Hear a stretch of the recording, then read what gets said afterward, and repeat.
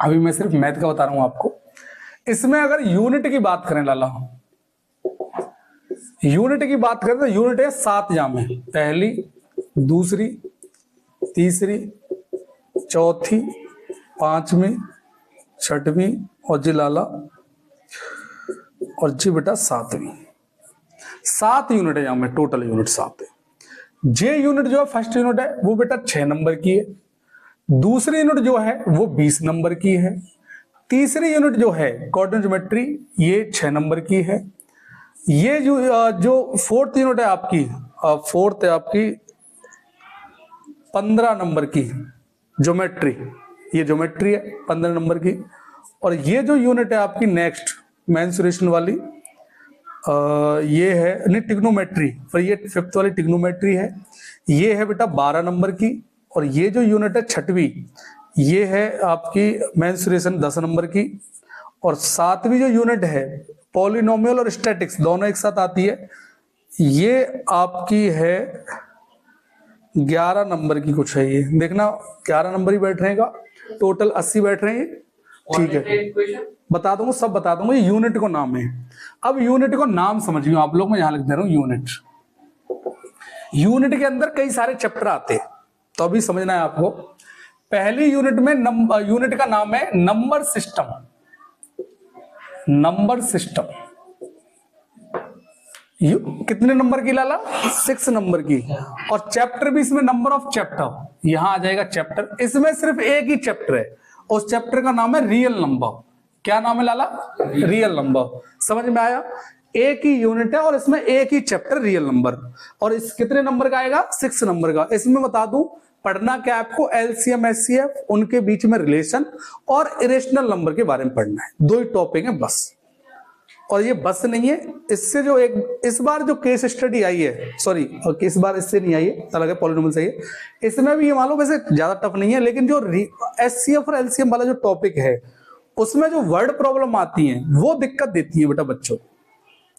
तो इसके ऊपर असर्शन रीजन में एक क्वेश्चन आया था, 1 नंबर का, वो पूछ रहा था एचसीएफ एलसीएम के ऊपर।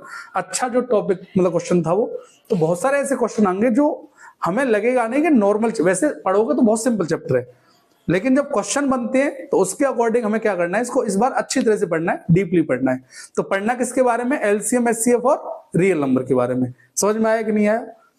एचसीएफ और एलसीएम और इरेशनल नंबर के बारे में, ठीक है ना। नेक्स्ट बेटा सेकंड यूनिट है, इसका नाम है बेटा पॉलिनोमियल। वैसे अलजेब्रा है इस यूनिट का नाम, अलजेब्रा। इसमें आपको बता दूं सबसे ज्यादा नंबर की ये यूनिट आएगी, और क्यों? क्योंकि इसमें नंबर ऑफ चैप्टर ज्यादा है। इसमें टोटल 4 चैप्टर है। इसमें पहले चैप्टर का नाम है बेटा पॉलिनोमियल। पॉलिनोमियल में बता दूं बहुत ही सिंपल चैप्टर है, अच्छा चैप्टर है, जल्दी समझ में आएगा और मार्क्स स्कोरिंग वाला है।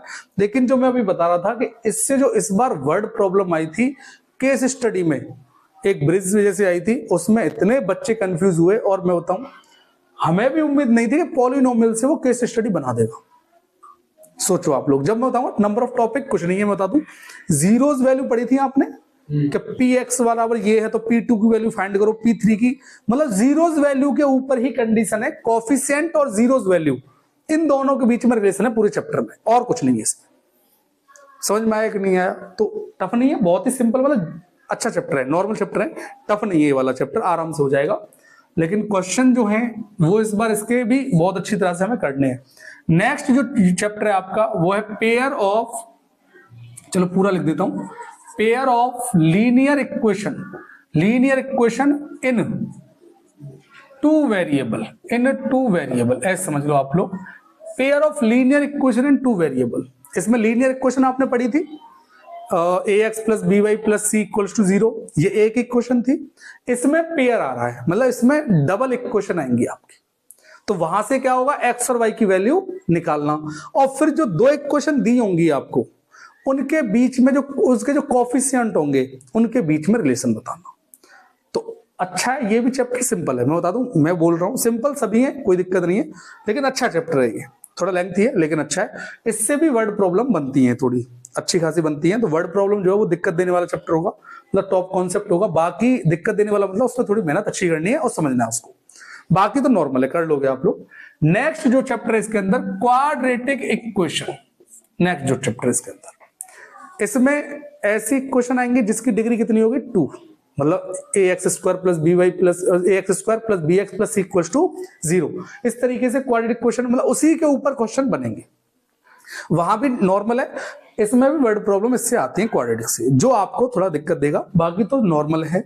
वर्ड प्रॉब्लम चलो कुछ नहीं है, वर्ड प्रॉब्लम वैसे बार बार करोगे ना तो समझ में आ जाएगा, लेकिन एक अभी से बोल के चल रहा हूं कि आपको किस किस में आप कितना स्कोर कर सकते हो, और जो सबसे ज्यादा ध्यान देना है वो इस टॉपिक पर देना है कि इन दोनों चैप्टर की वर्ड प्रॉब्लम पे आपको, मेरा मतलब ये कहने का, अगर बोल रहा हूं कि थोड़ा टफ है तो उसका मतलब ये है कि आपको उस चीज पर थोड़ा ज्यादा ध्यान देना है। समझ में आया कि नहीं है? ठीक, तो पहला हो गया, दूसरा हो गया, तीसरा, और नेक्स्ट इसके अंदर चौथा है चैप्टर आपका एपी, अर्थमेटिक प्रोग्रेशन। सबसे बढ़िया चैप्टर है, समझ में आएगा, बस क्वेश्चन ही आपको डराएंगे इसके। सर ऐसा क्यों? क्योंकि नंबर ऑफ क्वेश्चन हर एक टॉपिक पर बहुत तरीके से बन जाते हैं इसके, तो वहां आपको क्या करना है, इसके मैक्सिमम क्वेश्चन आपको सॉल्व करने हैं। समझ में आया? बाकी चैप्टर सिंपल है, एक सीरीज होगी, जैसे ऐसी सीरीज जिनके बीच में डिफरेंस सेम हो, जैसे 2, 4, 6, 8, तो ये एक 2 का मल्टीपल से सारे, तो इस तरीके से जैसे मैं बताऊं 2, 4, 6, 8, 10, तो इनके बीच में डिफरेंस कैसा, सबके बीच में सेम है ना, 2 है, तो ऐसे ही कई सारी सीरीज आएंगी, उन्हीं सीरीज के ऊपर क्वेश्चन बनेगा, तो सीरीज एंड सीक्वेंस का पार्ट है ये। तो ये चारों चैप्टर मिला के कितने नंबर के आपके? 20 नंबर की। समझ में आया कि नहीं आया? चलो, अब नेक्स्ट जो यूनिट है बेटा कोऑर्डिनेट ज्योमेट्री,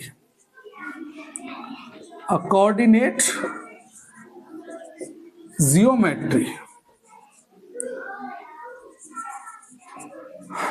कोऑर्डिनेट ज्योमेट्री जो है ये आपकी बेटा 6 नंबर की है, तो देखो 6 नंबर की है तो समझ जाया करो, एक ही चैप्टर होगा इसमें, जो यूनिट का नाम है वही चैप्टर का नाम है, इसका भी चैप्टर का नाम क्या है? Coordinate geometry. समझ में आया कि नहीं आया? आराम से कर लोगे, जो आपने पढ़ा है, जैसे लाइन ड्रॉ करना, कोऑर्डिनेट दिए हो, 2 अलग अलग कोऑर्डिनेट से लाइन ड्रॉ करते हैं आप लोग, तो उनमें आपको क्या पढ़ना पड़ेगा, जो अब ये वाला चैप्टर 9th में ट्रांसफर हो गया, पता हो तो आपको, इसमें आपको डिस्टेंस फॉर्मूला, जैसे 2 ग्राफ दिया है, उस पर कोई 2 पॉइंट दिए, उनके बीच में डिस्टेंस बताना है, या वो लाइन कोई 3rd पॉइंट उसे कट कर रहा है, तो मतलब इस तरीके से क्वेश्चन बताऊंगा या पढ़ाऊंगा इसको। सेक्शन फॉर्मूला और डिस्टेंस फॉर्मूला, 2 ही फॉर्मूले इसमें, बाकी इनके ऊपर ऐसा कुछ है नहीं, आराम से कर लोगे, नॉर्मल चैप्टर है ये, और बड़े इजीली तरीके से कर सकते हैं आप लोग। इस बार जो ब्रिज वाली, जो मैं बता रहा हूँ, ब्रिज वाला जो आया था, केस स्टडी आई थी, जो वर्ड प्रॉब्लम में आया था, पॉलिनोमियल और कोऑर्डिनेट ज्योमेट्री दोनों का कंबाइंड कर दिया उसने, अब बच्चा कंफ्यूज हो गया उससे, इसमें से उठाया कुछ पोर्शन, कुछ इसमें से उठाया और एक क्वेश्चन बना दिया कि लगाओ बेटा दिमाग, जबकि थे दोनों कॉन्सेप्ट सिंपल वाले आपके, बस उसे थोड़ा समझना था। तो इस तरीके से हमें क्या करना है इस बार, मतलब मैं क्यों बोल रहा हूँ इन बातों को, कि जो जो ये परिवर्तन कर रहे हैं ना सीबीएसई वाले, वो चीजों पे हमें थोड़ा ध्यान देना है उस पर, कि जहां जहां कैसे कैसे खेल रहे हैं बच्चों के साथ, उस खेल को भांपना है, हमें समझना है उसको। समझ में आया कि नहीं आया? तो वो सारी चीजें मैं जब पढ़ाऊंगा उसके बाद लेके चलेंगे, अभी तो समझना है सिर्फ। समझ में आया? तो इसमें एक ही चैप्टर बेटा, कौन सा? कोऑर्डिनेट ज्योमेट्री, यूनिट का नाम भी कोऑर्डिनेट ज्योमेट्री है, और कितने नंबर का है? 6 नंबर का आपका। नेक्स्ट जो आपकी यूनिट है 4th, ये आपकी ज्योमेट्री बेटा, सिर्फ ज्योमेट्री, जियोमेट्री। इसमें बेटा 2 ही चैप्टर है आपके, और कितने नंबर के बेटा? 15 नंबर के, सिर्फ 2 चैप्टर, और दोनों बेटा बड़े खतरनाक है। बच्चों का मानना है ऐसा, मैं बता दूं, एक पहला ट्राइंगल, जितना 9th में ट्राइंगल सिंपल था ना, उससे बड़ा भाई है ये मानना तुम, और सर्कल जो 9th में था उसका छोटा भाई है 10th में। 2 थ्योरम है, लेकिन जब क्वेश्चन बनते हैं ना वो घुमाते हैं बच्चों। सर ऐसा क्यों?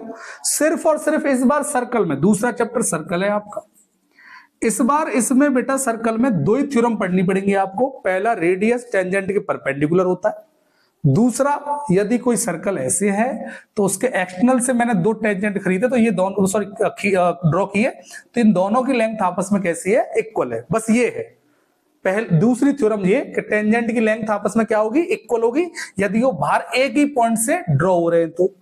दूसरी थ्योरम कौन सी है? कि जो रेडियस है वो टेंजेंट के हमेशा कैसी होगी? परपेंडिकुलर। बस ये 2 थ्योरम पे पूरा चैप्टर खत्म, और नॉर्मल है, कुछ नहीं है, बस नंबर ऑफ क्वेश्चन इसके ऐसे हैं, वहां तुम्हें क्या करना है? दोनों थ्योरम की हेल्प से क्वेश्चन सॉल्व करना है। अब तुम्हें क्या करना है वो चीज ध्यान रखनी है। समझ में आया कि नहीं है? ट्राइंगल दमदार चैप्टर है, मैं बता दूं। इसमें नंबर ऑफ टॉपिक जो सिमिलरिटी है, वैसे अभी देखो तुम्हारा कम कर दिया, अभी सिलेबस आएगा तो मुझे लग रहा है ये चेंज कर दें, उसमें ऐड कर दें, वरना इतनी थ्योरम थी इसमें सिमिलरिटी वाली, ट्रिपल एस को ड्राइव करना, ए एस को ड्राइव करना, डबल ए को ड्राइव करना, तो ये सारी चीजें बड़ी दिक्कत देती थी बच्चों को। इस बार थेल्स थ्योरम भी है, मतलब बीपीटी जिसको बोलते हैं हम लोग, कन्वर्स ऑफ बीपीटी भी है, तो बहुत सारी चीजें, लेकिन इस बार हटा दी हैं, उनको ड्राइव करना हटा दिया है। सिमिलरिटी वाला पार्ट है और दूसरा बीपीटी और कन्वर्स ऑफ बीपीटी वाला पार्ट है, तो उसके ऊपर ये पूरा ट्राइंगल है। तो ये दोनों चैप्टर, ये तो सिंपल है, मैं बता दूं, कोई टफ नहीं है, लेकिन क्वेश्चन इसके अच्छे, मतलब जो चीज समझ में आ जाए सिंपल ही है। नंबर ऑफ क्वेश्चन ही तो लगाने, लगा लेंगे, क्या दिक्कत है। लेकिन इसमें आपको कॉन्सेप्ट भी अच्छे खासे हैं, उनको समझना है, और हर एक कॉन्सेप्ट पर क्वेश्चन भी अच्छे खासे हैं, उनको भी ठीक से करना है। इसीलिए मैं ट्राइंगल को हमेशा सबसे लास्ट में कराता हूं कि बच्चों को डर ना लगे। लेकिन कुछ स्कूलों में क्या होता है कि वो लोग ट्राइंगल को बीच में करा देते हैं, तो पेपर में जब आता है तो बच्चों को कराना पड़ता है, क्योंकि मैं नहीं चाहता कि बच्चों का जो रिदम बनता है ना, शुरुआत में सब अच्छा सब अच्छा लग रहा है, बढ़िया लग रहा है, एक कॉन्सेप्ट तो आराम से बच्चे करते जाते हैं, तो उस रिदम में हम लोग क्या करते हैं, चैप्टर को खिंचवा देते हैं, क्योंकि जो दिक्कत देता है हमें पता है कि बच्चा इसमें थोड़ा दिक्कत करेगा, तो उसको, क्योंकि रिदम बिगड़ जाता है उस चैप्टर से, तो इसीलिए लास्ट में पहुंचाता हूं। लेकिन कोई नहीं, अगर ऐसा लगेगा तो इसको बीच में करवा देंगे ट्राइंगल को। समझ में आया कि नहीं आया? ठीक है, नेक्स्ट देखो सब लोग, फिफ्थ जो यूनिट है आपकी, फिफ्थ बेटा कौन से, ट्रिग्नोमेट्री, कौन सी है? ट्रिगोनोमेट्री। ये बेटा 12 नंबर की आती है ट्रिग्नोमेट्री। इसमें नंबर ऑफ चैप्टर 2 ही है। पहला जो यूनिट का नाम है वही चैप्टर का नाम है, ट्रिगोनोमेट्री, और मैं बता दूं ये 7 नंबर ही करीब आती है, 7 मार्क्स की। और इसी का फिर नेक्स्ट चैप्टर और बन गया है, इसी का कॉन्सेप्ट वो इसी का ही पार्ट है, मतलब इस चैप्टर की वर्ड प्रॉब्लम कि इसका यूज कहां हो रहा है। तो एप्लीकेशन, इधर देख बेटा, application of trigonometry, application of trigonometry, या फिर इसका एक और नाम है height and distance, height and distance. बाकी जो भी 5 नंबर से, तो पहला ट्रिग्नोमेट्री, इसका जो चैप्टर है इसमें जो 7 नंबर का आएगा, नंबर ऑफ टॉपिक 4 है, 3 बढ़िया है। चौथा जो आइडेंटिटी वाला पार्ट है वो थोड़ा हमें ज्यादा अच्छी तरह समझना है, क्योंकि उसमें फॉर्मूले वगैरह यूज होंगे, मतलब कैलकुलेशन नहीं है उसमें, जैसे 1 2 3 4 इस तरीके से कैलकुलेशन होती है ना, ऐड कर दिया, मल्टीप्लाई कर दिया। इसमें जो रेशियो होंगे उनका कैलकुलेशन है, जैसे अब मैं बताऊंगा जब पढ़ेंगे, जैसे साइन कॉस टेन सुना है आपने, वो रेशियो कहलाते हैं, वो तो उन्हीं के बारे में पढ़ना होता है।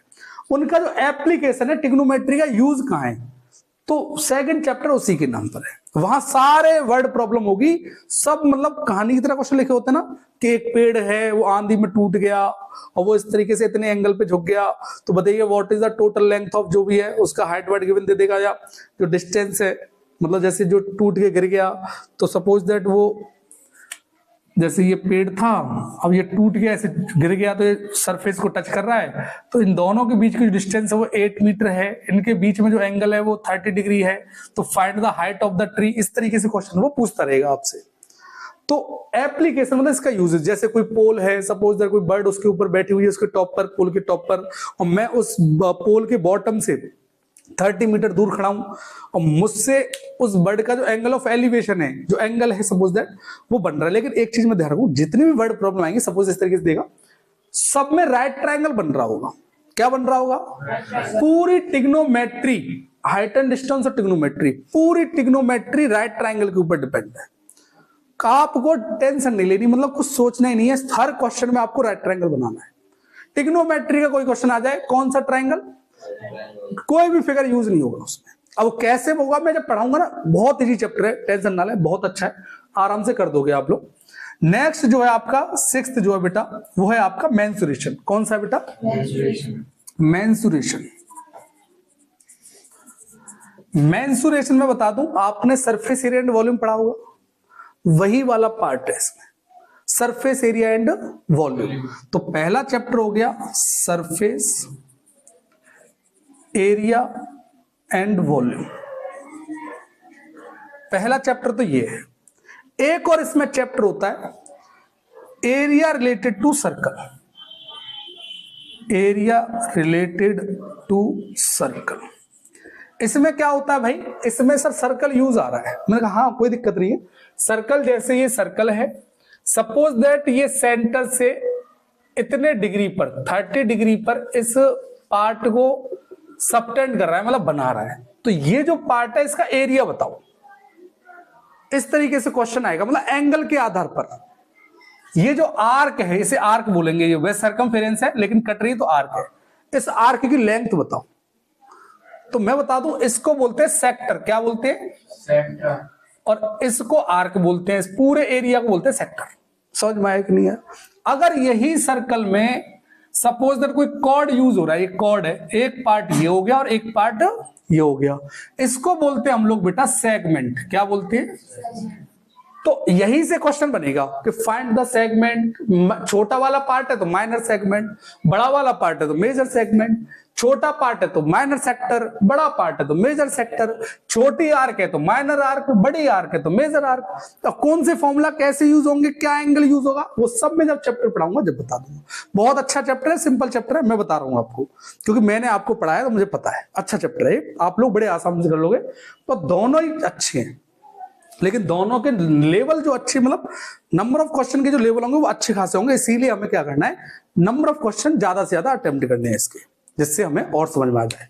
समझ में आ रही कि नहीं आ रही है? चलो 10 नंबर का है, दोनों मिला के 5-5 के करीब हो गया डिवाइडेशन। बाकी जो लास्ट यूनिट है 11 नंबर की, इसमें बेटा आता है आपकी यूनिट का नाम है स्टैटिस्टिक्स एंड प्रोबेबिलिटी।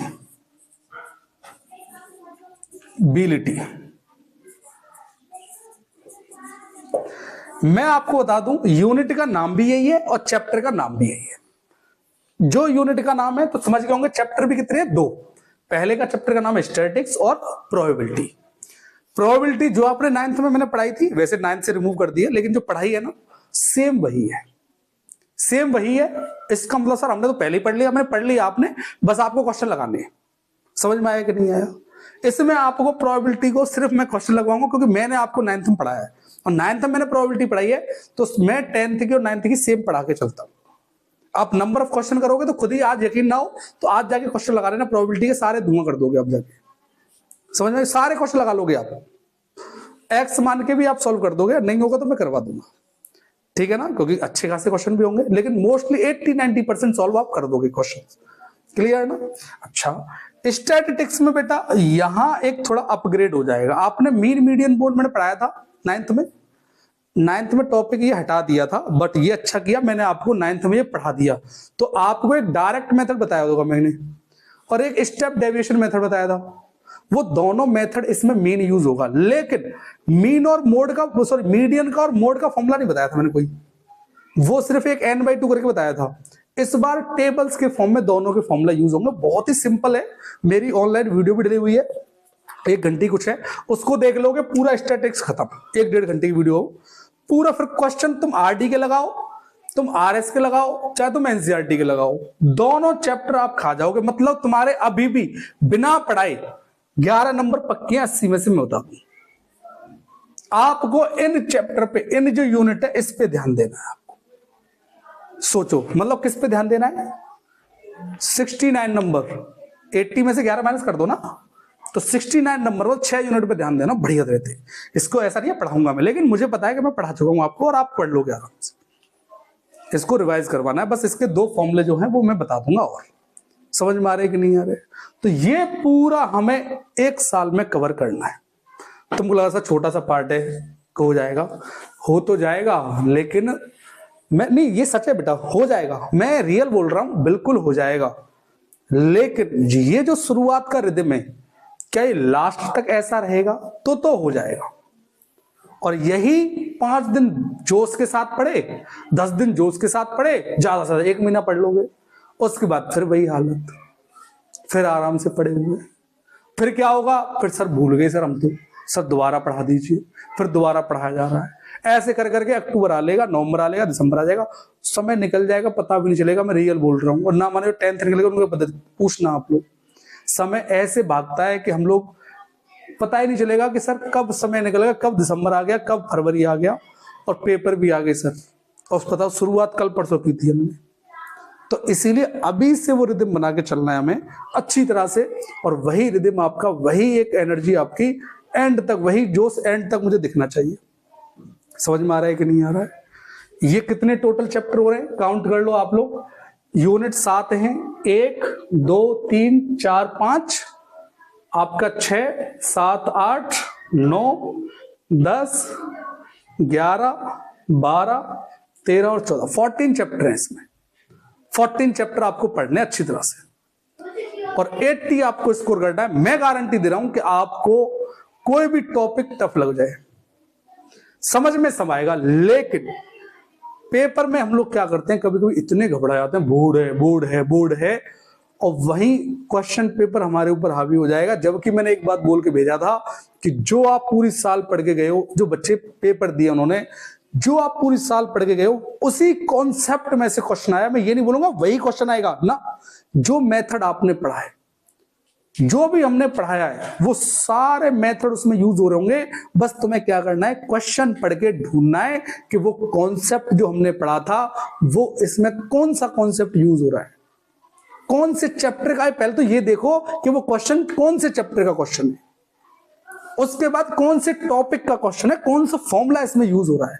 अगर ये तुम पहचाना सीख गए ना, तुम क्वेश्चन सारे अटेम्प्ट कर आओगे, बढ़िया तरह से अटेम्प्ट करके आओ, क्योंकि तुम लोगों ने मेहनत की है, तुम लोगों ने वो सारे कॉन्सेप्ट क्लियर किए होंगे एक साल के अंदर, जो तुम पढ़ के जा रहे हो जब पेपर में बैठोगे। समझ में आ रही कि नहीं आ रही है? तो मैं बोल रहा हूं कि जब मैं पढ़ाऊंगा तो सारे कॉन्सेप्ट, सारे क्वेश्चन तुमने बढ़िया तरह से लगाए होंगे। बस पेपर में जाओगे तो आप जरूर नहीं वही क्वेश्चन मिले, मेथड वही मिलेंगे आपको इन्हीं चैप्टर में से। पूरा 18 मार्क्स का पेपर इसी में से आएगा। समझ में आ रही कि नहीं आ रही है? कोई दिक्कत ना? ठीक है, नोट कर लीजिए आप लोग, इस चैप्टर को नोट करो।